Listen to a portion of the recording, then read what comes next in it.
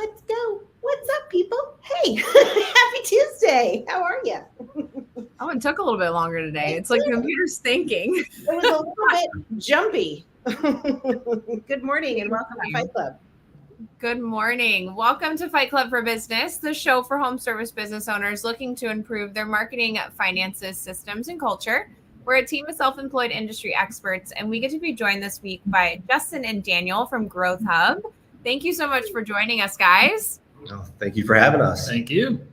Absolutely. It's going to be a fun show. So can you just give our listeners kind of a brief rundown of yourselves and Growth Hub? Yeah, so I'll go first. I got started in construction 20 years ago as a flooring installer and learned how to read a tape measure on the job. Moved up to become a foreman, a project manager, eventually, long story short, a vice president of business development of a flooring company over 5 states. And so Justin came to me about a couple years ago and said, "Hey man, I'd love for us to start a business consulting company." And sometimes people think like, what is that? Like, what do you mean by consulting? And Justin actually has a really good paradigm to describe what we do.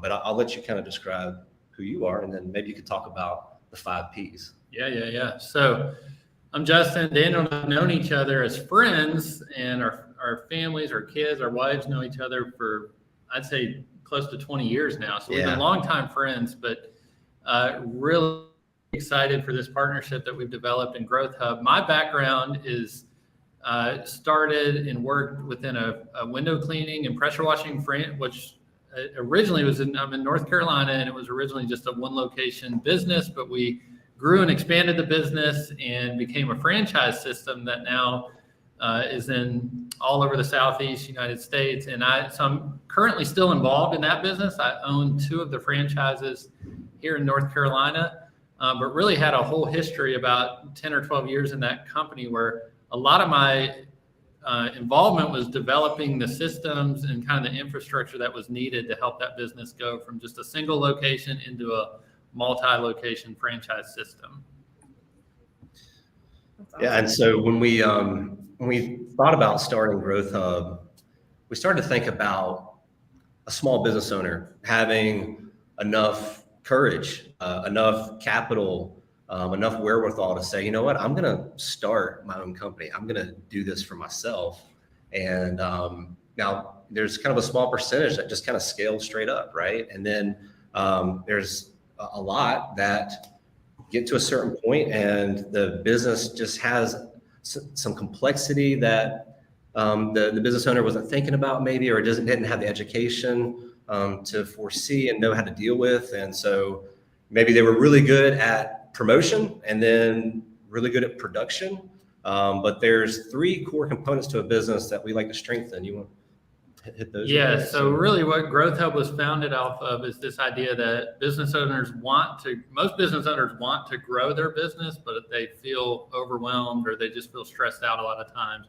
And so our Growth Hub really focuses on the core of the business, and we isolated it into 3 things: profit, priorities, and people. So if you can organize those areas of the business, you're at a place as an owner or an operator of a business where all of a sudden you kind of get out of the chaos a little bit and start to really lead and oversee the business in a way that's not running you crazy. We've all kind of been there. I've been there. Daniel's been there, where you feel like you can't take a weekend off because the phone's ringing and all that kind of stuff. So that's really, we've lived that. We've been there, in our heart and our mission is to help business owners get out of that really overwhelmed and stuck place a lot of times that business owners find themselves. Wow, I don't know about you ladies, but I'm excited. That was like super inspirational, and just like I kind of want to just jump in and start asking questions, but I know we have to keep introducing ourselves. So I appreciate you guys taking that time to let our listeners know exactly who you are and who Growth Hub is, and we're excited to dive into that more. For those new listeners or returning listeners, my name is Taylor Maroney. I actually co-own a power washing company with my husband in South Florida. And my background comes from marketing. So that's really where I found my love. The graphic design, social media, all those things that are involved with marketing is what I love to do. And when it comes to helping business owners, it's really looking at the numbers behind that and understanding kind of how those marketing numbers really impact the business, and you can make decisions based upon that. So super excited to be with you guys today, and welcome back to Fight Club, everyone. Yeah, welcome. And my name is Megan Likes. I'm the founder of Bookkeeping Academy Online, and my passion is educating and empowering small business owners to know their numbers so that they can live more financially rewarding lives. I do this a couple different ways, primarily through my accounting company called Likes Accounting Company, full service accounting company, where we can do nasty bookkeeping tasks for home service companies and kind of play that translator to help understand what's the story that my numbers are telling. I also have a window cleaning, gutter cleaning company in Northern California that I'm the CEO of, and a bunch of other side hustles and businesses in the home service space that I like to leave just for my bio. But I met Justin on a Zoom call that I missed. I was late for because I was at a conference, and I was like 10 minutes late and a mess. And I was like, can we just reschedule this? I am not in the right mindset for this. But he and I connected over this window cleaning business passion, and then also profit first. So both of us are profit first professionals, and this idea of like prioritizing profitability while in growth mode, which is so difficult to do. And on this mission to eradicate entrepreneurial poverty and really help home service business owners like have something to show for all their sweat equity and their hard work. So it's been really fun. Justin came into my mastermind group last month. I feel like I've been talking about profit first forever, and I had a million messages at the end of the class. It was like, wow, I love the way he explained it. I was like, sometimes you just need to hear it from somebody else. So I'm really excited to have him. And then this is my first time meeting Daniel, but he has been hyped. So we're excited to have him as well. Welcome to the show, guys. Thank you. And hey guys, I'm Michelle Myers, co-owner of Pink Collars. We do remote admin services for your home service business. I'm also the proud co-owner of Wise Coatings, which we do floor coating, so a little bit in common there. And I am a systems wacko. I love systems. I love seeing patterns and identifying how to solve those problems for home service businesses. So I feel like we're going to have a little bit in common. I'm thrilled to meet both of you. Welcome to Fight Club. Thank you. Awesome. So I guess Martha will share that Martha is away at the Quality Driven Conference in New Orleans, getting ready for all of us to descend upon her later today. And that is the premier conference for home service business owners looking to scale and grow. The topics that are going to be covered this week, just a plug. I mean, it's going to be incredible. There's going to be succession planning, tax planning, disaster planning. Like, it's going to be a really high level, intense brain exercise. I've been trying to rest up for it because I know my brain's going to fire in like 24 hours. So Martha, we miss you, and we'll see you in easy soon. Yes. So I get to steal y'all first, and I'm kind of torn on a couple ideas. I'm kind of pulling a Megan right now. Normally I come out with just one question, but I kind of feel like we can talk about a couple different things when it comes to the marketing, because you guys are very much growth minded with the business, and marketing plays a role in that, right? There is a way that marketing does play into helping grow the business in a advertising front. So my question is, would you guys like to talk about kind of some strategies to growth-minded marketing tactics, or would we like to talk about, strategies when it comes to being growth-minded in marketing, but also being profitable? Because I think that's where the difference can be that a lot of business owners don't tend to look at. Is we can talk about all the fun, pretty marketing stuff all we want, but I think looking at it from a profitability standpoint, and I know I might be stepping on your toes a little bit, Megan, I'm sorry, but you're good. I'm taking notes. I'm ready. I think that might be a really cool area to kind of dive into. So I'll let you guys kind of pick what kind of sings to you more, but those are kind of my options. You mind if I lead off real quick? Yeah. So, nothing stinks like wasting money on marketing, right? Yeah. I was just talking to a business owner the other day, and he was like, "Hey, what to do first? This, that, the other." And I was like, "Well, let's talk about who are you? Who are you trying to be in your space? What's your messaging? And, just a quick plug to Story Brand. I don't know if you guys are familiar, but just trying to understand, like, do we really understand our ideal client's problems? And then do we not only understand their problems and just kind of do a quick segue into, okay, I'm the solution, I'm the hero for you, let's go. But can we feel the pain that they feel? You know what I mean? So not just really moving straight into problem solving, but really trying to make sure that you understand the pain and then start to talk about how you have a solution to the problem, but don't cut it short there.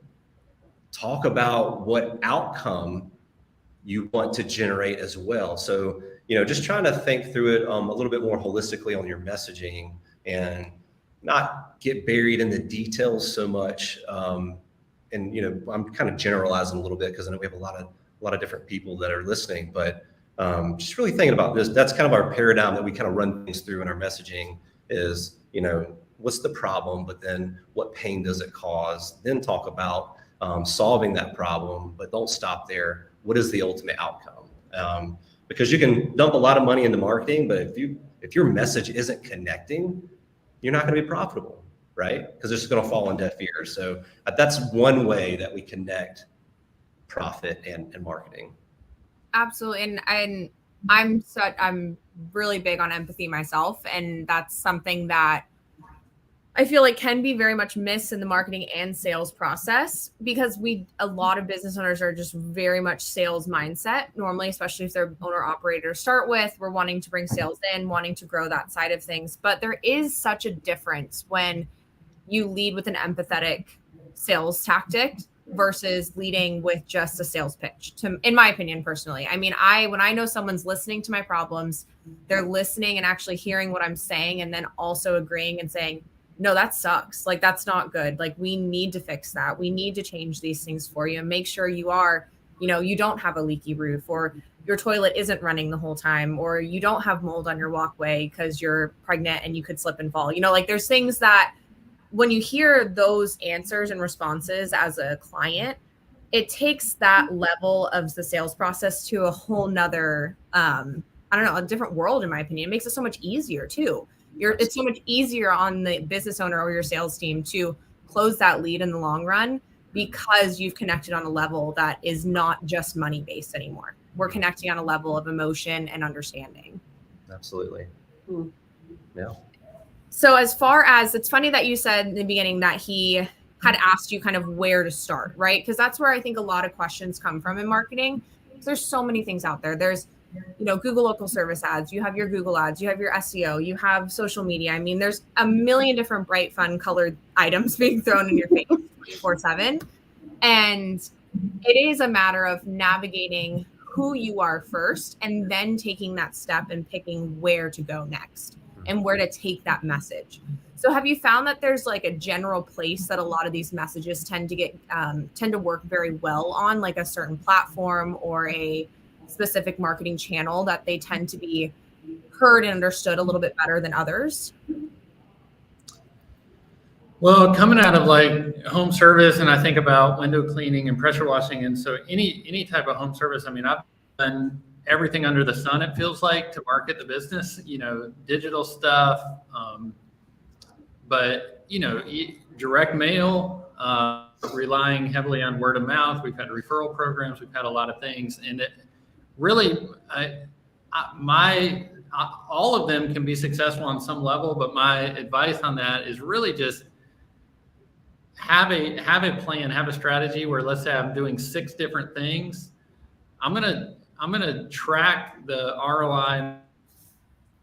Hire 2 of those outlets maybe after 6 months, and I already know going in, I'm out of these 6 things, 2 are off the table. So whether I'm doing next door stuff, something with Angie, or something with Facebook leads or SEO or something, I'm gonna keep the top 4, maybe get rid of the bottom performing 2, and then I'm gonna explore with 1 or 2 more options. So I've always got, like, if 80% of my budget hopefully is going towards what I know based on a track record, I'm still going to spend maybe 20% of my budget trying a couple things that I've maybe never done before, but I know I've heard about or I've always thought about, maybe that could work. And so just having that a little bit of an exploration budget along with emphasizing the vast majority on proven track records. Now, if you're just started, like you asked, where do I even start? Honestly, you gotta kind of put a few things out there. Don't put all your eggs in one basket. So I would say, yeah, maybe pick 4 or 5 avenues, whether it's a publication, and broaden it out. If you want to spend, $2,000 a month on marketing, take $500 and just put it in each of these categories and start to see what's happened. Start to see where the response is, what people are gravitating towards, where the return is. So make it a little bit scientific in that I have a theory, this might work. I'm going to test it, but I'm going to come back to the results and not just go off an assumption because the phone's ringing. I'm going to actually investigate what's my top performing things and be okay to let things go. Be okay to say that we tried it, it didn't work, let it go. I think those are such key points because you tied it right back to profitability, right? We went from saying we're running 6 different avenues, which is very much a recommended option. We can't put all of our eggs in one basket. It's not something that is going to be, very profitable or sustainable in the long run. And when you look at that aspect of it, we have 6 different avenues now. We're able to evaluate and say, okay, Google ads is working great, but Facebook ads is kind of slacking off. It's not doing as well.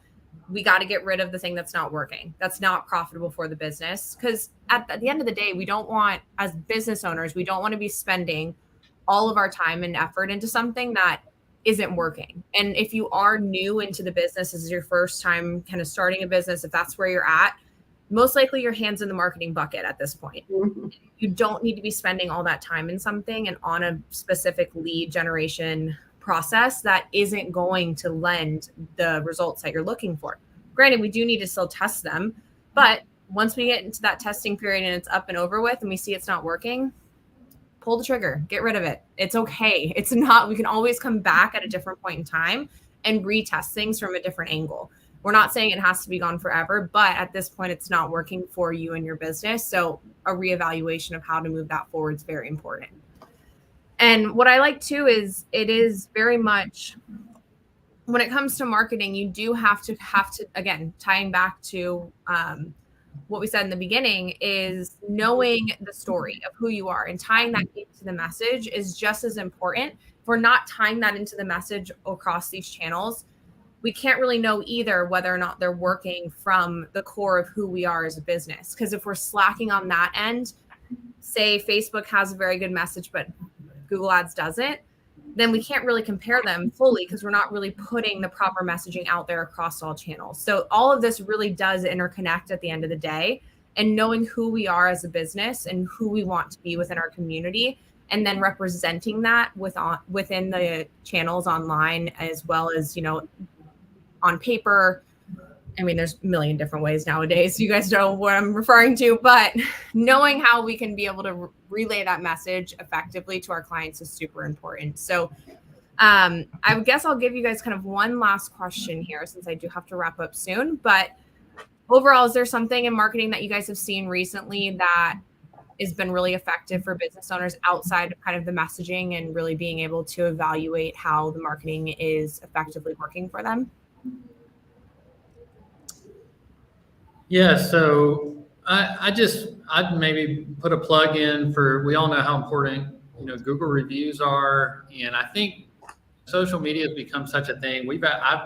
I've struggled with my businesses on some social media platforms in the last couple of years, whereas maybe 4 or 5 years ago, it seemed to be a little bit more positive. So there's just so much going into those channels that for me personally, it just hasn't worked that well lately. But Google reviews and then really trying to maximize what is the opportunity out there for my existing customers, my past customer list. It's almost like when I run the numbers and I start thinking about what I've spent money on and what's got the best return, almost always it goes back to going back to my client base or some type of referral mechanism of really, trying to get those same customers back. If you're in an industry or a service where, it's repetitive and they need your business over time, the ROI on efforts towards that list of people is almost always going to be greater and higher than just kind of going out to the masses and then thinking creatively, okay,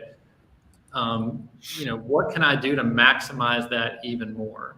And so there's a number of services out there where you can send gifts, you can send cards, you can send little things like that. And really that's what I would say. The return on some of those efforts is just much, much stronger than, let's say, just a very broad Facebook campaign. That's been my experience.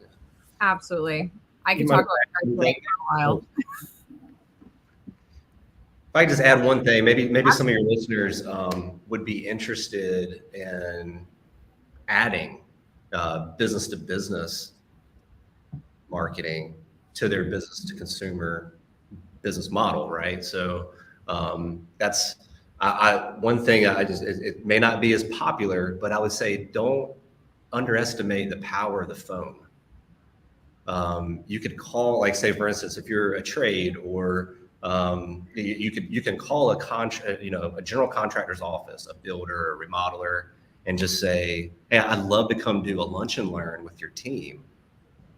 And that may sound a little intimidating, but I mean, hey, we're all putting our pants on the same way. Like, we can, we're all humans. Like, you don't have to go in there and be super polished. You literally just go in there and say, I want to add value to this organization.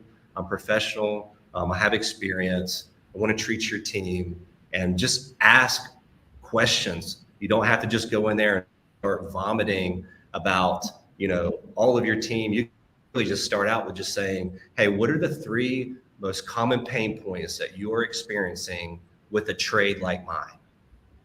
And they will tell you the problems that they're experiencing, which will then, you need to then say, well, what pain does that cause? Right? Mm-hmm. So getting back to what we were talking about earlier. Absolutely. And then you could say, what do you think that's costing you per year? Or just costing you per month? Get them to monetize that problem and that pain, and then talk about how you could solve it. And you get the room talking versus you talking the whole time, and it can be really powerful. And then if you add that business consumer type workflow business to business type workflow on top of your business to consumer, it'll bring some more stability, some more consistency.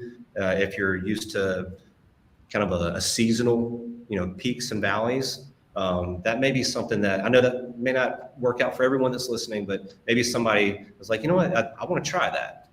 And I would just say, don't underestimate the power of the phone. You'll schedule more than you ever thought you could by just calling the office and saying, I'd love to bring in some subs for the team. My brain immediately went realtors too. Like, immediately. I was like, that's so many service business owners can be able to connect with realtors, and that does impact the closing of a sale. So that's something that you can immediately be able to monetize. But property managers, something we really leaned into this winter was these relationships with property managers who maybe are in a network that has a vendor network. And so you get one property, and the next thing you know, you have requests for bids for 15, and they're all, 5 figures, and some of them 7 figures, like they're big jobs. And Absolutely. It just took some nurturing with pies and, cookies and lunches and donuts. And my growth guy, he loves that. He's like, I feel like you're offering him food. Like, that's really fun for me. It's not as scary.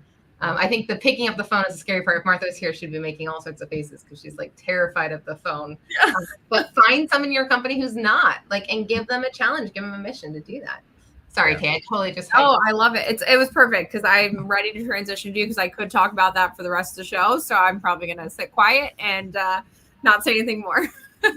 Well, so I want to keep going on this discussion of prioritizing profitability while in growth mode. I had a pretty intense email that I woke up to this morning from a client who just was like, I can't, the wheels are falling off the bus.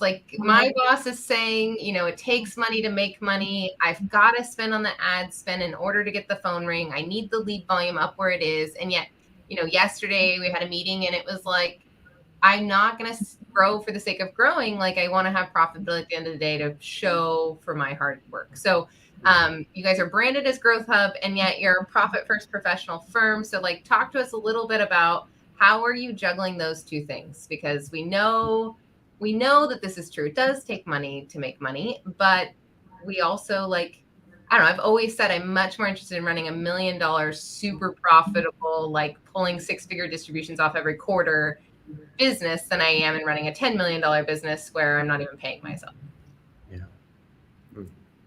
Yeah, absolutely. The analogy I've always heard, Megan, with that is, if you think about an airplane, the takeoff and what it takes to get the airplane off the ground, something that weighs, tons and tons, it takes a lot more fuel to get it up than it does at cruising speed, even when it's going faster and covering more territory. And I always thought about that. This was even before I got introduced to Profit First and kind of went down that path. And some that is true, right? I mean, it takes a lot of energy to get something off the ground, but sometimes it just leads to this mindset where it's like the next level is ultimately where I'm going to become profitable. And there's just an excuse after excuse, quarter after quarter, or year after year to say, if we hit that benchmark. And the problem with that is it's like chasing your tail, it's like, do you actually get there? Do we actually get to a place where we just all of a sudden show up one day and we finally hit that number and all of a sudden we're profitable? And a lot of times that's just not the case because we haven't built in the habit of prioritizing profits. So when I was first introduced to Profit First, that idea just kind of struck in my mind because I was coaching franchises at the time, and there were some of our largest franchises had the lowest amount of profits at times. And so just really saw that pattern where you want to be realistic with what it takes to get a business off the ground, but you don't want to just continue to perpetuate this idea that I'm a year away or 2 years away. You want to bake in profitability into the business, which is what Profit First teaches. So go ahead. Mike says that in the book. He's like, if you're a listener, you're lying to yourself if you don't believe this, but like just this next big sale or this next, like this, I don't know how many times a day I'm like, well, in accounts receivable, I've got all this. And I'm like, okay, well, you're always going to have accounts receivable. That's like, unless you're in a commercial business and it's very cyclical, like cash flow wise, that's not an excuse for profitability. And it's really hard to balance. Last year at the Quality Driven Conference, we did a Profit First panel. And it was so fun because we had 5 7-figure business owners who were running Profit First 5 different ways up in the front of the room. And one of them, Paul August, I'm talking to you, he was talking about like how he prioritized marketing in his Profit First strategy. And it was really cool because he would earmark his marketing spend in his Profit First strategy so that like it didn't affect profitability and he didn't use it as an excuse, but he always had it there to spend to scale when he was in growth mode. And I thought that was so interesting. Like there's lots of hybrid ways that we can run a Profit First system. Do you guys have any recommendations for that? Like when you have an owner who like, they genuinely, because this comes up, right? You genuinely don't have enough sales to break even. Like you are not, do you say, let's lean up? Do you say like, let's get out that red marker and cut expenses? Or do you help them get over that, like that next phase? Like in window cleaning, this is something that comes up a lot from like 2 trucks to 4 trucks is a big jump. And like, there's going to take a lot of overhead to go from 2 trucks to 4 trucks. So what do you guys recommend for that? For those business owners who are like, I just need to fill that 4th truck and then everything will be golden. What do you say? Yeah, I mean, sometimes sales is the problem, but you want to really be realistic with what that looks like. So if you have this idea that I'm gonna go ahead and buy all the equipment and I'm just gonna anticipate, it's like, how about sell it and then build it? How about sell it first? And so if you've proven I've got this much scheduled out, like I'm 6 weeks booked out on my schedule. And I actually have seen this. People have, scheduled work that they don't even have the equipment or the resources to do at the moment. I just like that a little better because once it's on the books, I mean, I'm not saying that's not going to be a crazy weekend or you're going to have to scramble to get everything loaded up and get all the equipment and stuff. But just that mindset, you know, don't take it to the 11th hour, but that mindset of I'm gonna go ahead and prove that I need this infrastructure, I need this additional equipment, or even a hiring situation. Like I'm gonna go ahead and push out my sales far enough and in a comfortable enough way. And just that mindset shift of sell then build, because a lot of times sales is, you know, we do need more sales. It is hard to be profitable at a low number, and you feel that tension. That's normal. But use that sort of frustration of being in that spot, not to just go into debt or buy a bunch of stuff. Use it to get out and sell and actually build the business. Yeah. I love that. I feel like this is why we have like it's just good synergy. There's so often when I'll go toe to toe with someone, I'm like, sales are not the answer. Like I'm thinking of Tommy. He says it all the time. You can just sales this. You got to fix it. Sales is the solution. I'm like, yeah, but if you're not profitable to start with, you're just going to end up with a bigger headache and a bigger mess. And I like to say that sometimes sales are the easy part, right? Like making money is easy. Keeping money is hard, right? Like doing it lean, doing it without, like that email this morning, doing it without spending a ton of advertising spend and, dipping into your owner's pocket is the hard part. Daniel, you've been quiet. Do you want to share into that? I was just going to say, like, you're going to scramble either way, right? So pick your scramble. You've probably heard people use kind of that paradigm of like, it's going to be hard to go this way or it's going to be hard to go that way. Just pick your hard. And if you do pre-sell and then, make your purchases for production, whatever it may look like.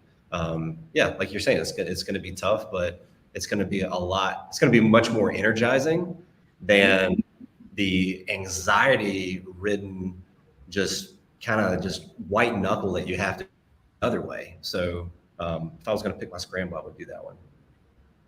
Yeah, I love it. Michelle, you're like, Michelle, she's done Profit First. She's been through these growth struggles. She's in startup mode of a new business. So I'm going to pass to you and let you just go for it, because I can watch I am so fired up. I mean, honestly, Daniel, I feel like you were on the walk with me last night with my husband.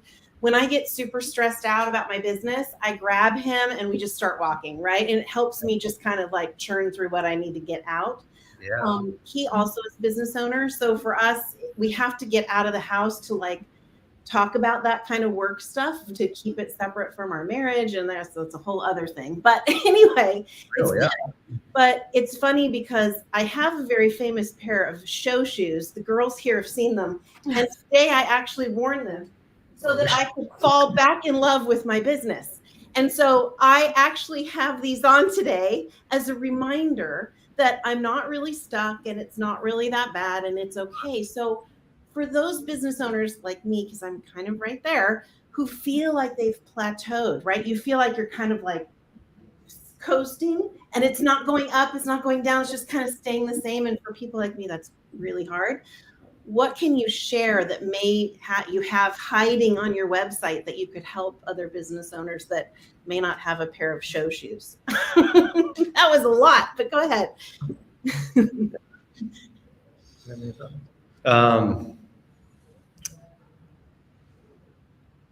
I think, mindset is so important, right? I mean, it was probably about 7 or 8 years ago, I was confronted with my small think. Does that make sense? It does. Yeah. I think that once you start thinking bigger, and I'm not talking about in an ego-driven kind of, you don't want to be around that type of person type way, but just like, no, there's more in me than I really realize, and I can do more. And I think the beginnings of that is, I know this sounds really basic and it may not be that deep, but literally writing down your goals every morning and what you lose, So like not just every morning, but like writing them down every morning. And when you lose, can really kind of get your mind back where it needs to be, because what you think about becomes what you talk about, and what you talk about becomes the things that you start doing. And, it's not a cure-all for everything. There's always nuances and circumstances, but in my life, I can see where whatever it may be, it may be circumstances, but a lot of times it's my own think that will keep me down. And so just some exercises like that will trigger positive, let's just call it brain fluid that goes into your mind. So we don't have to get into all the neuroscience, but it will really rush all those positive thoughts into your mind and push out the negative. And it'll get you to be able to operate and be more effective as a leader than you would be without that type of program in your life, if that makes sense. No, I love it. And I mean, I'm on your website now, and I like that you have a bunch of tools. It feels to me almost like a roadmap when I look at this, right? It's like videos, and then there's going to be an assessment and a coaching. Is that process, because I'm kind of the systems nerd, is that process part of opening up somebody's mindset? Just that third party looking at kind of their business? Because I know that could be scary for some people. Tell people how you walk them through that process from the website. That would help me for sure. Yeah, absolutely. So we have this, just something we do with clients is walk them through what we call a same page tool, and it's designed for teams. And the idea is like, let's get everybody on the same page.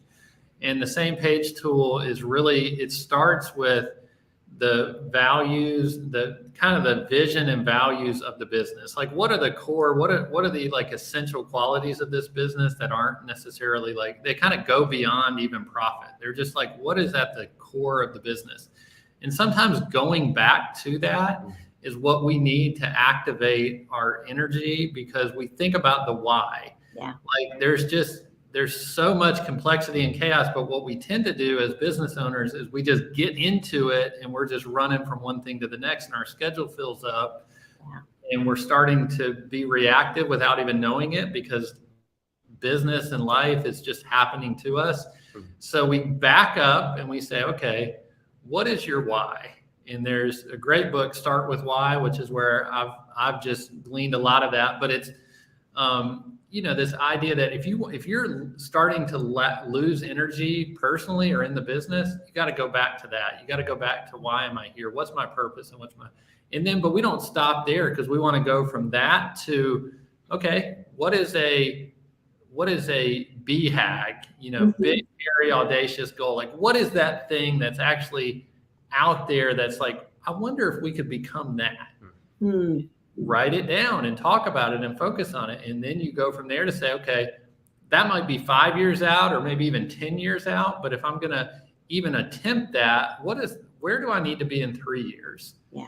And then I say, where do I need to be in 1 year? But you see that our tendency in life is to go, what do I need to do today?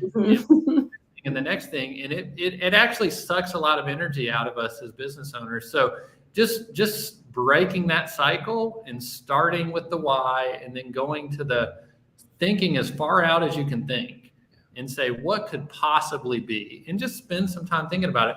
There's not been a situation where that hasn't produced clarity, energy, because it's what we need. It's what we're oftentimes missing. And so that's part of what we help clients. We want to walk them through that. Yeah. And, full transparency, look, we weren't doing this well a couple months ago, just to be honest with you. Here we are, we're supposed to be the consultants, right? We had the other day, and we got back on the same page on some things, and it was revolutionary. I mean, just the energy, the just ideas, and the focus, I think, was really important, because ideas are easy, right? But execution is everything. So then we started like, okay, let's do this.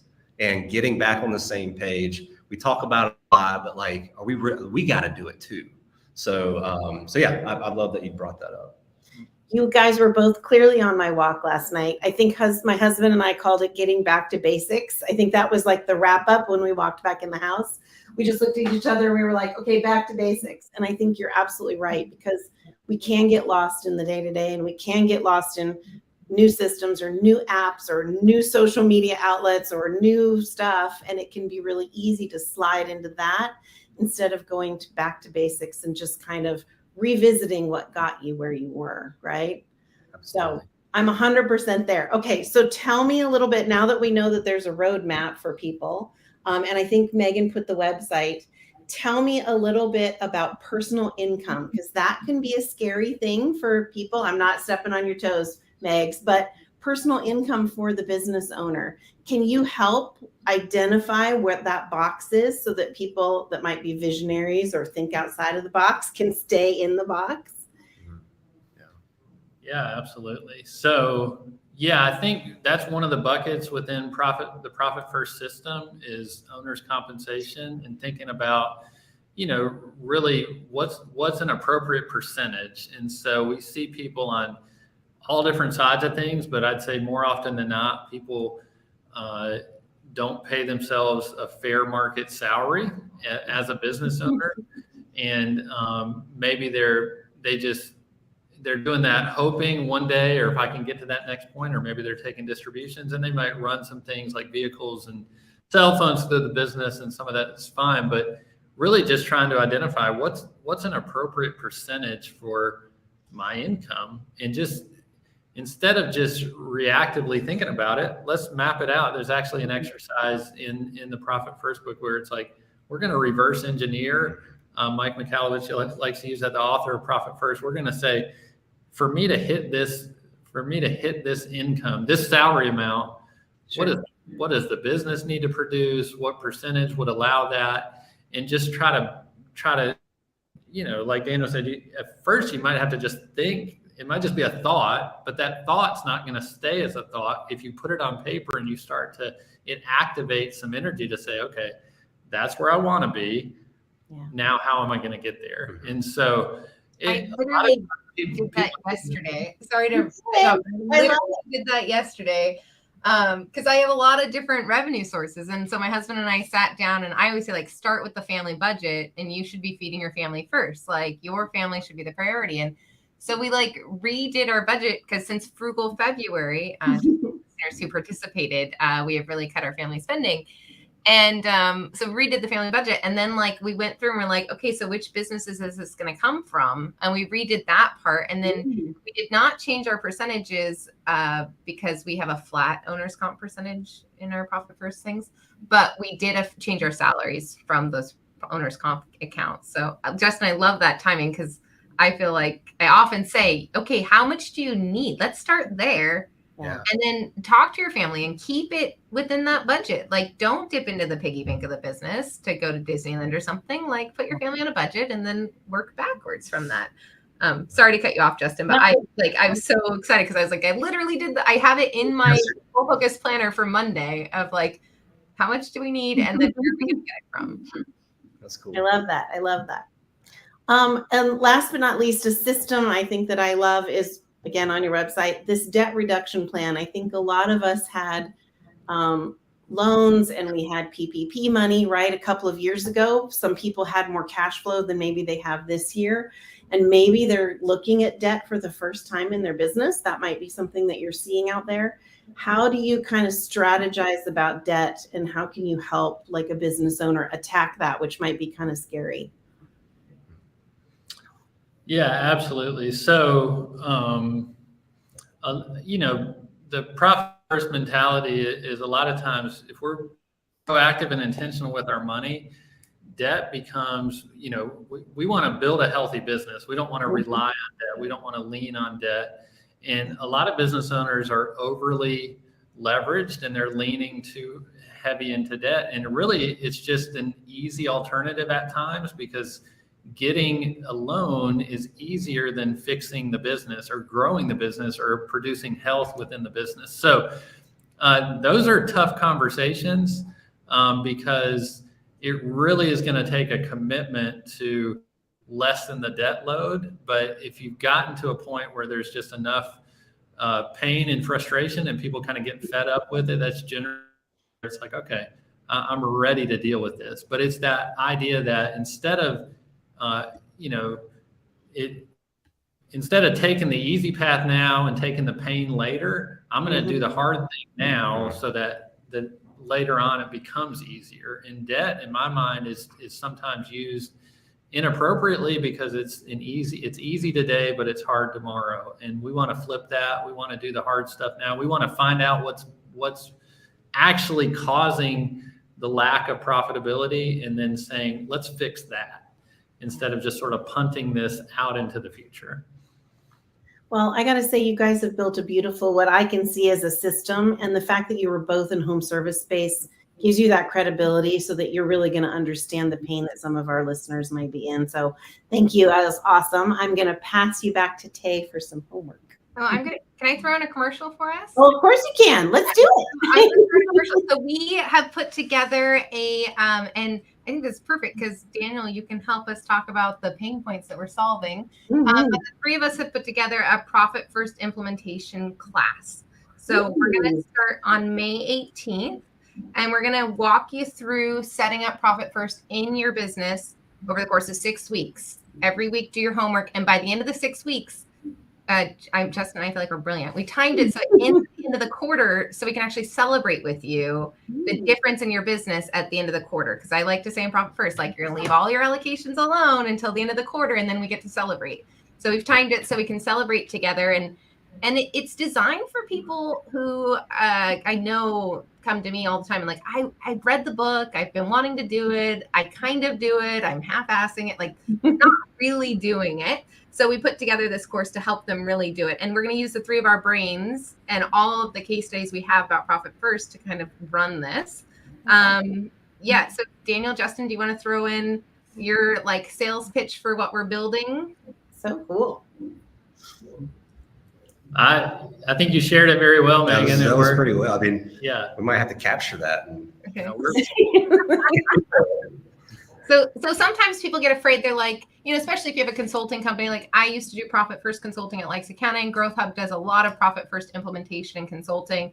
And people are like, why would you teach it when, it's better just to work one-on-one? And what I found is that there's so many business owners that have started, or maybe they opened the accounts, or maybe they got stuck and they haven't opened the accounts, or maybe they've read the book, or they read half the book and they're just stuck. And so I love this power of community and accountability, where like every week you can get into a cadence and that like there's going to be a cohort of people who are going to be like, well, why didn't you go to the bank this week? You had 7 days. Like, why didn't you go? Like, go open those accounts. And then doing the hard stuff. Like, I love, because I had my curriculum, and then Justin and Daniel have their curriculum, and you guys have a class that I'm super excited about. And it was like what was it called?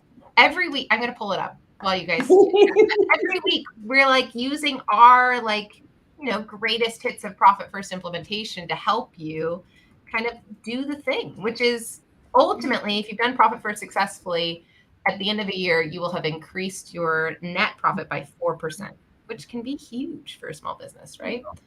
A profit booster, that's what I was thinking of. Like, I don't even know what that class is, but I want to sign up just to take the profit booster class. Yeah. Anything else? Anything else I missed? No, it's great. Yeah, it's just a place, and it's a safe place. It's not a place for people.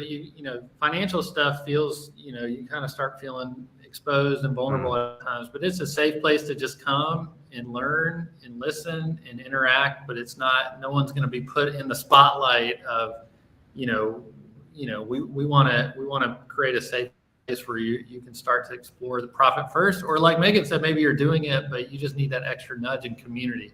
A lot of times change happens better when we're connected with people and we feel like, all right, I'm just not the only one doing this. So we want to create a little bit of that community through that class. So if you're listening and that's something that you think, my business really should be more profitable, it's been a pain point for a while, jump into the class. We'll help you out. And one of the things I love about when we built this class, which we did a couple months ago, is we not only did the curriculum and the syllabus, but we did the homework assignments so that we would end up with the correct end result. And that I've never created a class that way, where I was that thoughtful about like, what does success look like at the end of this course and at the end of every week of this course. So I'm looking at our little cheat sheet now, and I'm so excited because we're gonna help you cancel stuff. We're gonna help you trim the fat and cut your expenses. We're gonna show you our favorite places to do that. We're gonna help you with the bank accounts. And a lot of people are like, I don't really know what percentages I should do. Well, Justin and Daniel are really good at that. Like, we're gonna help you figure out what percentages you should start with. And then at the end, we're gonna celebrate because you're actually gonna have money hidden from yourself in bank accounts at the end of this class. So this is the link in the show notes for the waitlist, and then we'll be dropping the link for the actual registration of the class later this week. And I just wanted to get that in there because people have been begging for years to do a class, and I need to meet Justin and Daniel in order to be willing to do it. So here we are, and I'm super excited about it. Thank you, guys. Let's do it. Oh, good. That's exciting. It is. So I guess at this point, we are going to go into homework. So Justin, Daniel, you guys are more than welcome to add some homework here at the end. We will go ahead and kind of show you guys how it's done here in the beginning. For listeners, just a reminder, homework is a lot. We're about to give you 4 to 5 pieces of homework, and that is a lot to do within 1 week. We want you to be able to put into action what you listened to today. There's a lot of amazing things that were discussed on the podcast today. So putting this into action is very important, and choosing one piece of homework is how we do that. So make sure you just choose one piece that really spoke to you. We will also post our accountability group in the comments here just to make sure if you do have questions or need help with the homework that is there for you as well. But yeah, so I'll start with some marketing homework, and I feel like we have talked a lot. I feel like I always talk a lot about your customer avatar and knowing your message and knowing who you are as a business.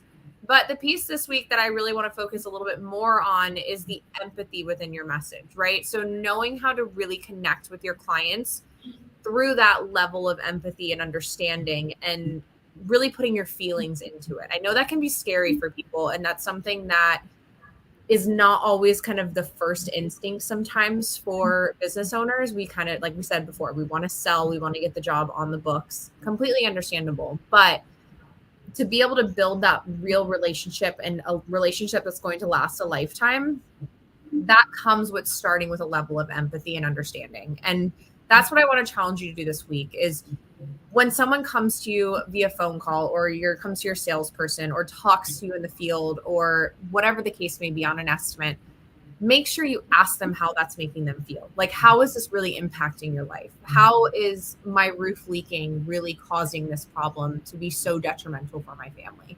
Because that shows them that you care, and it shows them that you really do want to help them to get this resolved, and it's not just more money and green on the books for you. So that's my challenge for you this week is really, really dive into some empathy, dive into some real just like feelings. And I know that's scary, but I'm all here for it. And I'm here to support you guys if you need it. I love that. I have been building an epic Zapier thing. Ooh. I thought you were going to head into marketing ROI, and I've really been struggling with it. I'm close, but stay tuned. ChatGPT is helping me write. I should have known that. Very excited about it. I want to talk about, growing for growth's sake. So I think we're all coming out of winter, like the phones are ringing, we're headed into spring, and maybe we're licking our wounds a little bit about the amount of debt that we had to take on this winter, or like the fact that we just came out of 1 or 2 or 3 months of unprofitable months. Like, not your fault if you live in a very cold place where you had to shut down. And so I'd like us to really think about, what is the goal for this year? I've had several meetings this week where I've redone budgets or forecasts for people where maybe they started the year really optimistic and then the winter went longer, it went differently. And I'm giving them permission. I'm like, it's okay to change the goal. Like, it's okay to change the forecast. But we have to right side this. So if you're recovering losses from the first part of the year, like, how are you going to build that so that you end up at a net profit place that you're proud of, like even as early as July, even as early as second quarter. So that's what I'm going to challenge you to do this week is really look at what was the goal for 2023 and where do you need to adjust? And where do you need to cut? Like, I like what Justin said. Sometimes you're just, it's easier to take on the debt, but let's do the hard today. Choose your hard. Like, let's do the hard part today, which is cut those expenses. So that's going to be my challenge for you this week in your Fight Club homework. Yay, I love that one. And my Fight Club homework is check out Growth Hub's website where there's an incredible just roadmap. It's a system that they've already built on how to get this actioned in your business, and or go to Megan's course. I think it's awesome. I'm going to put the link in the Facebook group. And, make this a priority in your business. We did Profit First in Wise Coatings, and it legitimately changed the ability for us to get that company launched. So I truly believe it does work. So that's your homework for this week. Awesome. And Justin, Daniel, would you guys like to give some homework? I feel unqualified to give homework in this Oh, group. don't say that. You're a teacher. Weren't you a math teacher? You're totally qualified to give homework. We just give the caveat that they may not do your homework because we only want them to do one. That's the whole point. We want you to implement and act on one of these things. So, but you can both give one, and we'll have a homework off of who gets implemented. Homework competition starts now. So the question I would have you ask yourself as a business owner is, what's in your mind about where you want the business to go? Is it clear to your team? And some homework would be is how clear is it to you, first of all, right? But then is that vision also very clear to your team? And just take the steps to make sure that everyone is rowing in the same direction this week. And I'll just add some flavor to that one instead of adding a new assignment. So in doing that, So that means I'll win, right? Yeah. If you're looking for a little more clarity, just write out a 10-year idea, which is designed to be big and bold and audacious, and then do a 3-year and then do a 1-year. And so 10, 3, and 1, and write it out. Like where do we want our business to be, and make it specific. The SMART goals, specific, measurable. We've all heard that. So the one that you kind of get a pass on is the 10-year.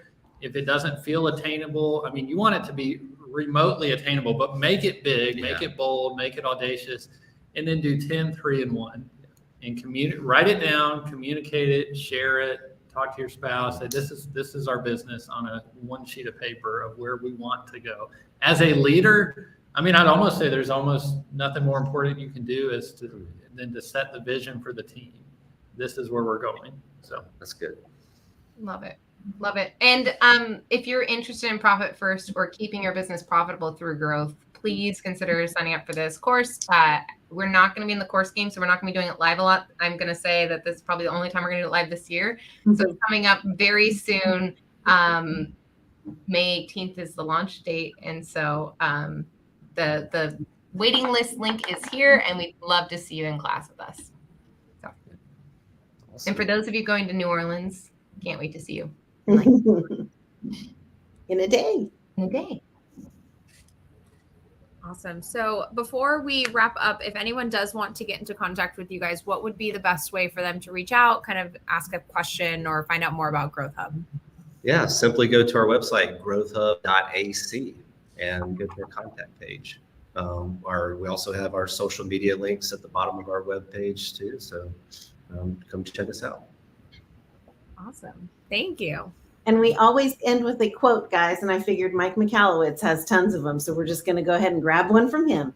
And he says that the question isn't how big the business is, but how healthy the business is. Pretty good words from the boss himself. Thanks so much for joining us today. We had a great time. We missed you, Martha. Have fun in QDS, everybody, and have a great week. Have a great week. Go fight. Thank you.